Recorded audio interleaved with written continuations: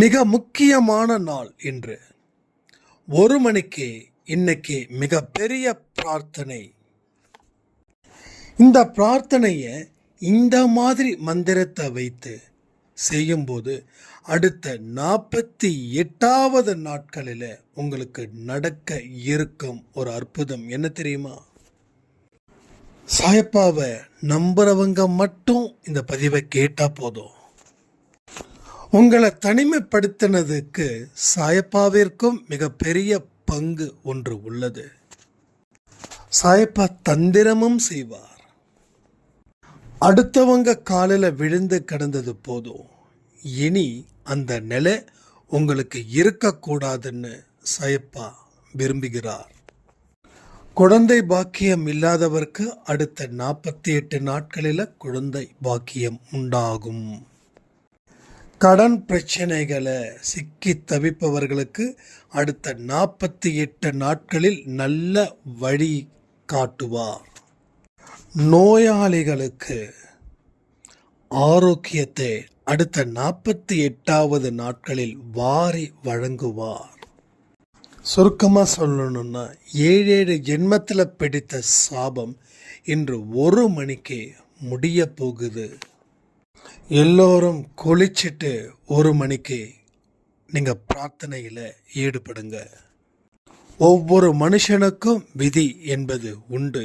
அந்த விதியை இவ்வாறு நினைத்தால் அது உங்கள் குடும்பத்திற்கு மேலும் மேலும் நன்மைகளை அள்ளித்தரும் காமதேனுவாக விளங்கும். கட்டப்பட்ட கண்கள் இன்று அவிழ்க்கப்படும். இந்த ரகசிய வழிபாடை ஒருவருக்கும் சொல்லாமல் இருந்தாலே இது பலிக்கும். கடவுளுடைய சக்தி உங்கள் உடலுக்குள் இறங்கும் நாள்தான் இன்று மதியம் 1 மணி. ஒரு மோசமான கிரகணத்தில் இருந்து நீங்கள் இன்று வெளியேற்றப்படுவீர்கள். மீண்டும் இந்த வாய்ப்பு வழங்கப்படாது.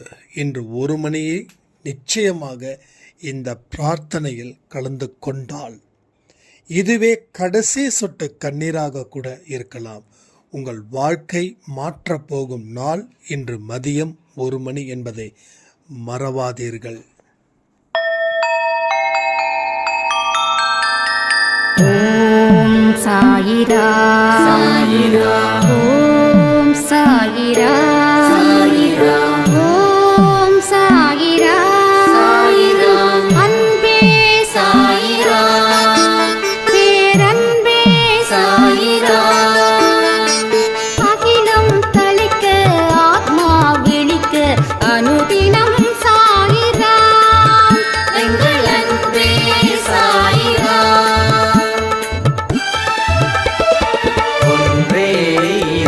ஒன்றே பூமிக்கென்றும் சாயிரா, சரணம் சாயிரா, நன்றே செய்து வாழ்வோம், நாம் ஒன்றே செய்து வாழ்வோம், அன்பே சாயிரா.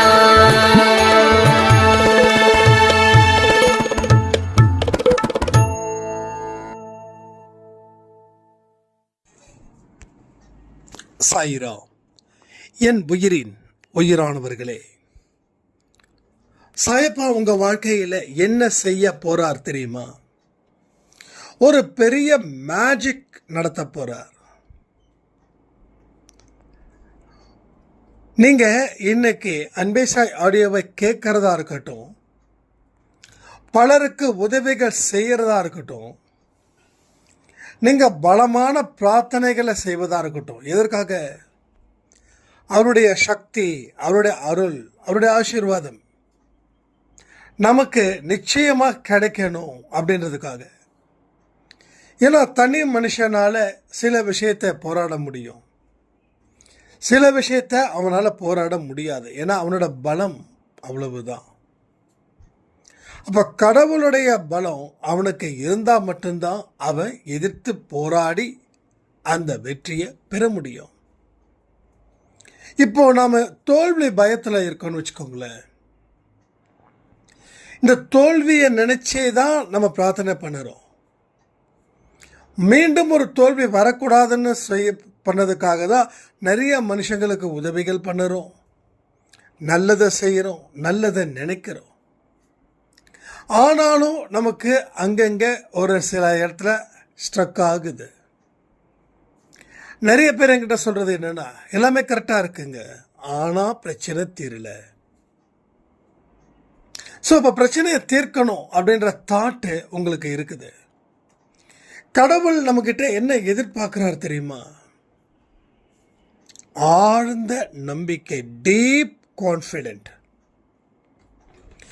பெயரளவுக்கு ஒரு கான்ஃபிடென்ட்டை அவர் ஏற்றுக்கிறது இல்லை. ஸோ ஒரு டீப் கான்ஃபிடென்ட் அது வேணுன்றார். அது என்ன டீப் கான்ஃபிடென்ட்டு? கான்ஃபிடென்ட்டில் நிறைய இருக்குன்னு நினைக்கிறேன். Self confidence and over confident and normal confident.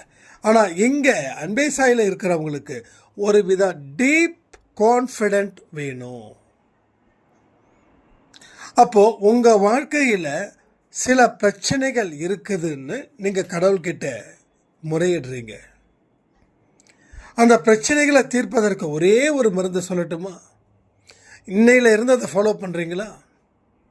நீங்கள் இன்னையில் இருந்து ஃபாலோ பண்ணிங்கன்னா அடுத்த சில நாட்களில் அந்த பிரச்சனையோட தாக்கம் குறையும். தாக்கங்கள் குறைய குறைய குறைய நல்ல வாழ்க்கைக்கு உண்டான வழிகள் பெருகும். ஸோ அந்த வழிகள் உங்களுக்கு மிகப்பெரிய அளவில் ஒரு வெளிச்சத்தை கொடுக்கும். இருட்டில் உட்காந்துக்கிட்டு நான் இருட்டில் இருக்கிறேன்னா நீங்கள் என்ன சொல்லுவீங்க உங்ககிட்ட? தம்பி, இருட்டில் இருந்து கத்தக்கூடாது, இருட்டை தீர்க்கணும், இருட்டை போக்கணும்னா நீ வெளிச்சமான இடத்துக்கு வரணும்னு சொல்லுவோம். அப்போ பிரச்சனைகளை பற்றி நம்ம பேசிக்கிட்டு இருந்தோன்னா அந்த பிரச்சனைகள் தீருமா? தீராது. அப்போ அந்த பிரச்சனையை தீர்ப்பதற்கு என்ன ஒரே வழி, என்ன ஒரே பிரார்த்தனைன்னா, கடவுளோட வார்த்தையை சொல்லி அதற்கப்புறமா இந்த இதை சொல்கிறேன். நடக்கவே முடியாத விஷயத்தை கூட கடவுள் நடத்தி வைப்பார். உங்கள் வாழ்க்கையில் இதெல்லாம் நடக்குமா அப்படின்னு ஒரு விஷயத்தை உங்கள் மைண்டில் வச்சுருக்கீங்க. ஆனால் அதை கூட அவர் நடத்தி வைப்பார், உங்களுக்கு எந்த சிரமத்தையும் கொடுக்காமல். அந்த வார்த்தையோட வழிகாட்டுதலின்படி தான் நான் இந்த வார்த்தைகளை சொல்ல போகிறேன். கவனமாக கவனிச்சுக்கோங்க. ஸோ இந்த டீப் கான்ஃபிடென்ட்டுடைய மெயின் மோட்டிவ் ஒன்றே ஒன்று தான். ஒரு பிரச்சனை தீர்ந்தால் எந்த மனநிலையில் இருப்பீங்களோ அந்த மனநிலையில் நீங்கள் இருக்க முயற்சி செய்யுங்க. பெரிய உதாரணத்தை நான் சொல்கிறேன். குழந்தை பாக்கியம் இல்லாதவங்க, அந்த குழந்தை பாக்கியம் வேணும், நான் இதனால் கண்ணீர் விடுறேன், இதனால் அவமானமாக இருக்குது, இதனால் வெளியில் தலை காட்ட முடியல, கேட்குறவங்க அத்தனை பேருக்கும் பதில் சொல்லி நான் இதற்காகவே வெளியில் எங்கேயும் போகலை, நான் என்னையே தனிமைப்படுத்திக்க வேண்டிய அவசியம் எனக்கு வந்தது. இதை இவங்க மனக்குமரலாகவும் இதை கடவுள்கிட்டையும் இதையே தான் முறையிடுவாங்க. இப்போ அவங்களுக்கு நான் ஒன்றே ஒன்று சொல்கிறேன், நல்லா புரிஞ்சுக்கோங்க. ஒன்றே ஒன்று சொல்கிறேன். ஒரு குழந்தையோட பொம்மையை வாங்க முடியுமான்னு பாருங்கள். அந்த பொம்மை வாங்கின உடனே அந்த பொம்மைக்கு, அந்த குழந்தைய பொம்மைக்கு ஒரு பெயர் வைங்க. அந்த பெயர் வச்ச உடனே கடவுள்கிட்ட முறையிடுங்க. நல்ல ஒரு குழந்தைய, அறிவான அழகான ஒரு அதிசயமான குழந்தைய நீ கொடுத்துருக்க சாயப்பா, அதுக்கு நன்றின்னு சொல்லுங்கள். ஸோ குழந்தை பிறந்தது போலவே உங்கள் மனநிலை இருக்கட்டும். குழந்தை பிறந்தா என்னென்னலாம் நீங்கள் ஏழைங்களுக்கு செய்வீங்களோ, உங்களுடைய சில பரிகாரத்தை செய்வீங்களோ, அதை எல்லாத்தையும் எல்லா கடவுளுக்கும் செஞ்சுருங்க. 100 பேருக்கு சாப்பாடு போடணுமா, சாப்பாடு போட்டுருங்க. 2-3 கோயிலுக்கு போய் சுற்றி வரணுமா, போய் சுற்றி வாங்க. ஆனால் எப்பொழுதும் அந்த பொம்மை குழந்தை இருக்கு இல்லையா, அதை கையில் வச்சுக்கிட்டே இருங்க. ஸோ நீங்கள் என்னைக்கு முழு மனதோட எனக்கு குழந்தை பிறந்துருச்சுன்னு சொல்கிறீங்களோ, அன்னைக்கு உங்களுக்கு கடவுளுடைய ஆசீர்வாதத்தால நீங்கள் கர்ப்பமாவீர்கள். அப்போ அந்த நம்பிக்கையை தான் கடவுள் எதிர்பார்க்கிறார். ஒரு அடிக்கு மேலே போகணுன்றார். எல்லா மனுஷங்க ஓடிக்கிட்டே இருக்காங்க, பிரச்சனைகளை நினைத்து, கடன்களை நினைத்து. ஆனால் உங்களுக்கோ பிரச்சனைகள் இல்லை. கடனை தீர்த்தாச்சு, குழந்தை பிறந்தாச்சு, நோய் தீர்ந்து ஆரோக்கியமாக இருக்கீங்க, உங்கள் வியாபாரம் அருமையாக சூப்பராக செம்மையாக போகுது, உங்களுக்கு எதிராளிகளே இல்லை. ஸோ உங்களுடைய மெயின் மோட்டிவ், மெயின் ப்ராப்ளம்ஸ் என்னவோ அது இன்னைக்கு முடிஞ்சிடுச்சு.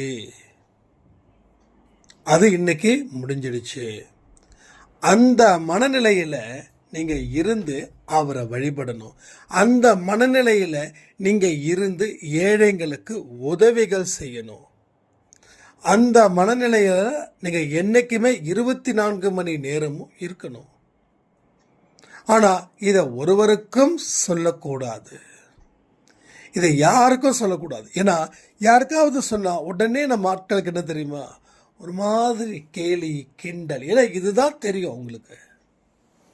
நடக்கிறதுக்கு முன்னாடியே நடந்ததா நினைச்சு வாழும்போது கடவுள் வேற வழி இல்லை, கொடுத்தே தான் தீரணும். அவர் கொடுக்காம போகவே முடியாது. அவரை நீங்க லாக் பண்ணலாம். ஸோ அந்த மனநிலை உங்களுக்கு வந்துருச்சுன்னா எழுதி வச்சுக்கோங்க. அடுத்த 48வது நாட்களுக்கு அப்புறம் ஒரு நல்ல அற்புதமான செய்தி உங்களை வந்து சேரும். நாம் நேற்று இரவு கொடுத்த பதிவோ இல்லை நேற்று மதியம் கொடுத்த பதிவு, இட்ஸ் வெரி பவர்ஃபுல் ஒரு ஆடியோ. அந்த ஆடியோவில் சொன்ன 3 விஷயத்தை நீங்கள் தொடர்ந்து சொல்லுங்கள். அடுத்த 3 நாட்களில் உங்களுடைய பிரச்சனைகள் தீரும்.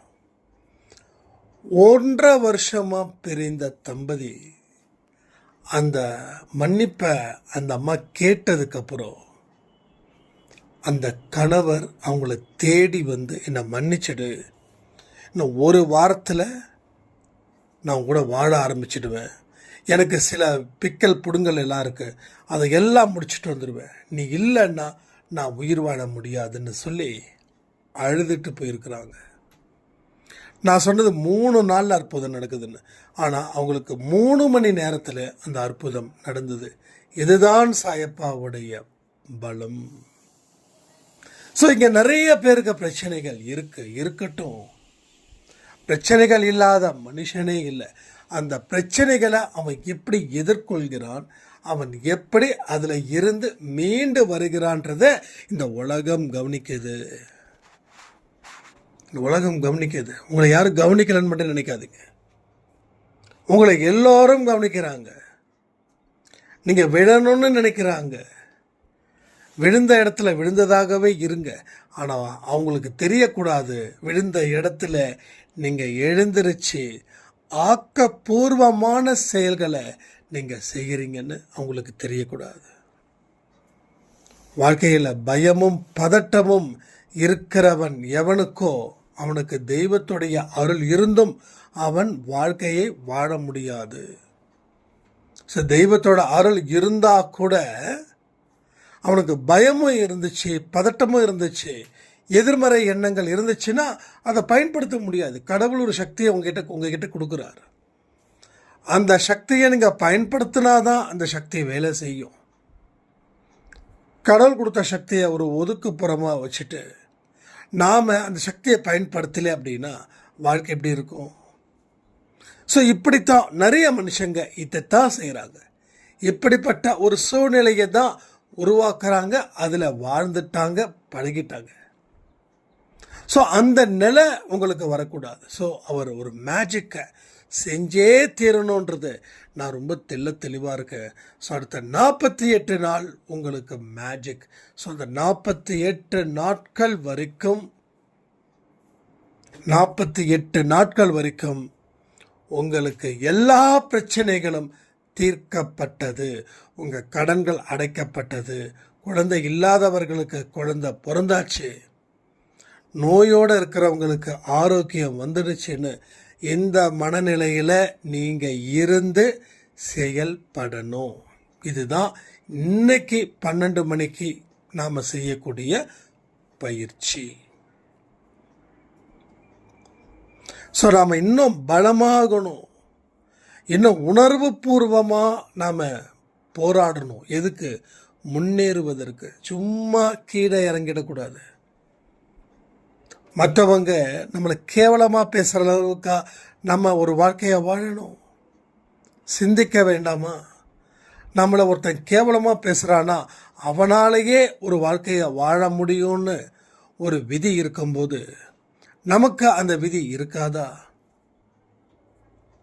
ஸோ விதியை நீங்கள் நம்புங்க. ஆனால் அந்த விதி உங்களுக்கு நல்லது செய்யுதுன்னு நினச்சிக்கோங்களேன். விதினா கெட்டது மட்டும்தான் செய்யணுமா? ஸோ அடுத்த மாதம் குரு பயிற்சி அப்போ அனுப்பியிருந்தார். கடகராசிக்கு வேற லெவலில் இருக்குடா அப்படின்னாரு. நம்ம எதையும் நம்புறதில்ல, அது அவருக்கும் தெரியும். இருந்தாலும் அவர் தொட்டதெல்லாம் பொண்ணாகுதாமா கடகராசிக்கு அப்படின்னாரு. இருந்துட்டு போகுது, நல்ல விஷயம் தானே. அப்போ விதி உனக்கு நல்லதை மட்டும்தான் செய்யும். அதை நீ நம்பினாவே நீ விதியை நம்புறதுல கூட உனக்கு ப்ளஸ் இருக்குது. ஆனால் நீ இன்னைக்கு அழுகிற ஒவ்வொரு அழுகைக்கு விதி தான் காரணம் அப்படின்னா ஏன் விதியை சதியாக நினைக்கிற? எல்லாமே பார்ப்பது அத்தனையுமே எனக்காகத்தான். நான் ஏற்கனவே சொன்னேன், உலகம் பிறந்தது எனக்காக, ஓடும் நதிகள் எனக்காக. ஏன் பாடுனா என்ன தப்பு? உலகம் அப்படியே சுருண்டிட போதா, இல்லை நதி ஓடாமல் நின்றுட போதா? ஸோ இயற்கையோடு கலந்து வாழுங்க சாய்ரா. அதுதான் உங்கள் வாழ்க்கையில் நீங்கள் மகா ஒரு திருப்தியான வாழ்க்கையை வாழ்ந்துட்டு இந்த பூமியில் போனதுக்கு உண்டான ஒரு ஐடென்டிஃபிகேஷனை நீங்கள் க்ரியேட் பண்ணுங்க. ஏதோ சும்மா வரோம், ஆடியோ பார்க்குறோம், அதோட முடிஞ்சாச்சு. ஏன் எப்படி முடியும்? ஒவ்வொரு ஆடியோவும் உங்கள் வாழ்க்கையோட ஒவ்வொரு தொடக்கம். அதை நீங்கள் தான் அதை கொண்டு போகணும். எப்போ? வாழ்க்கை முடிகிற வரைக்கும். வாழ்க்கை எப்போ முடியும்? என்னைக்கு பிறப்பற்ற ஒரு நிலை உருவாகுதோ அன்னைக்கு வரைக்கும் வாழ்க்கை தொடரும். அது முடிவு ஆயிடுச்சுன்னா தான் உங்கள் வாழ்க்கை முடியுதுன்னு அர்த்தம். ஸோ நம்ம நிறைய விஷயங்களை தெரிஞ்சும் தெரியாமல் போகிறோம்.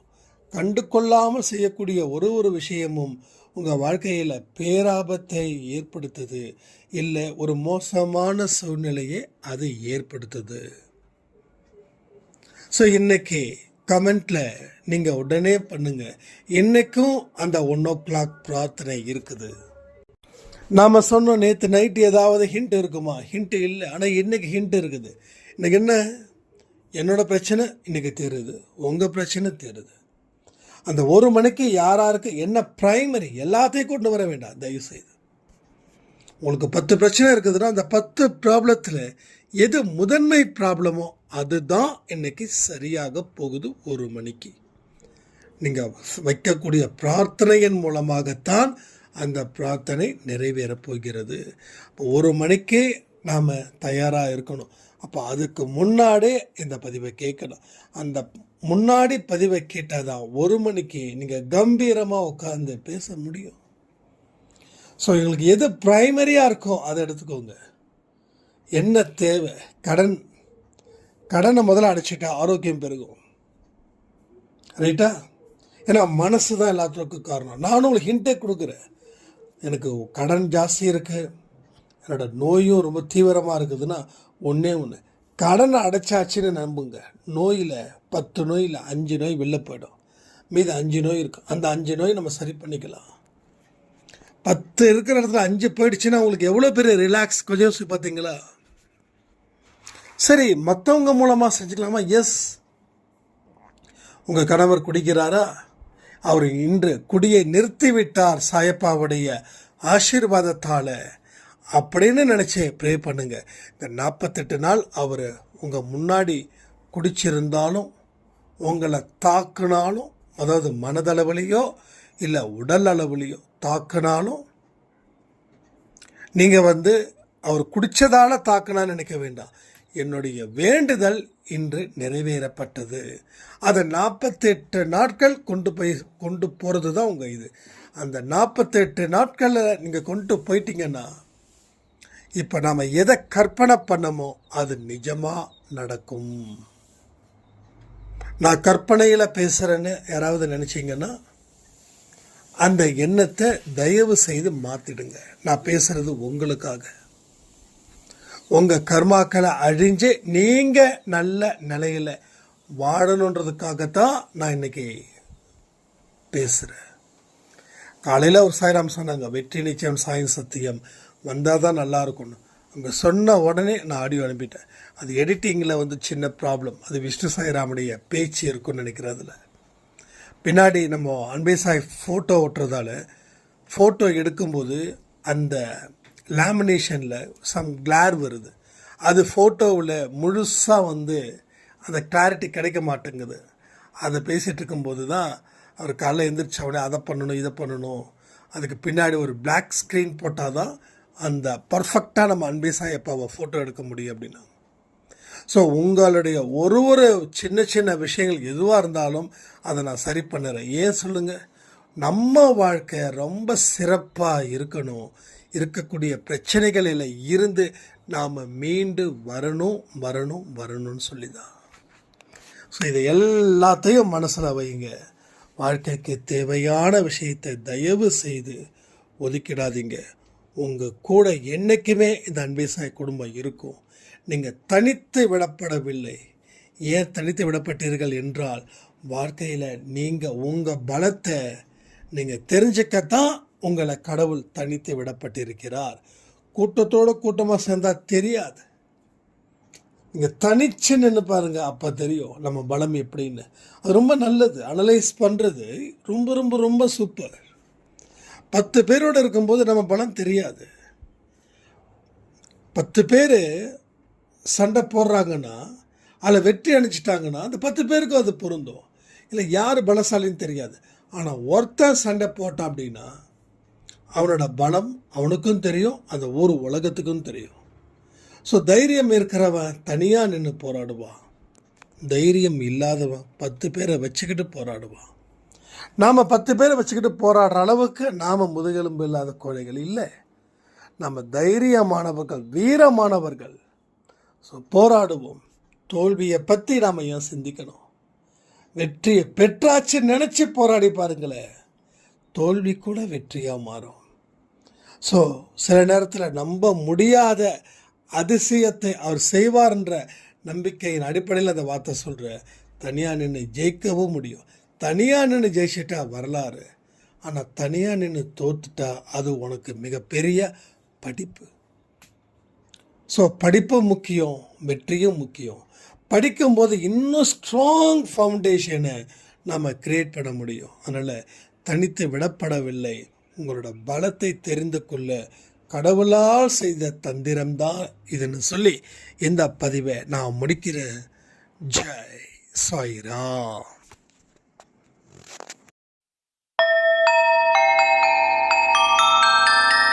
ஓம் சாயிரா.